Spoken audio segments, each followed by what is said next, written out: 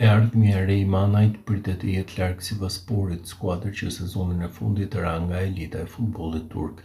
Largimi i sulmuesit të kombëtarës shqiptare duket gjithnjë më i sigurt, por jo domosdoshmërisht edhe largimi nga Turqia. Sipas raportimeve të fundit nga mediat turke, për Manajin ka shfaqur interes konkret Samsunspori, një skuadër që e mbylli sezonin në vendin e tretë në Superligë dhe që do të marrë pjesë në Kupat e Europës këtë verë.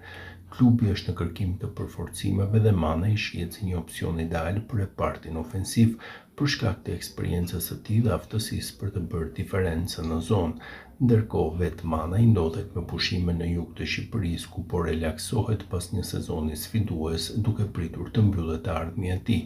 Me rënien e Sivassporit nga Superliga, largimi i sulmuesit duket thuajse i pashmangshëm dhe mbetet për tu parë se cili do të jetë destinacioni i tij.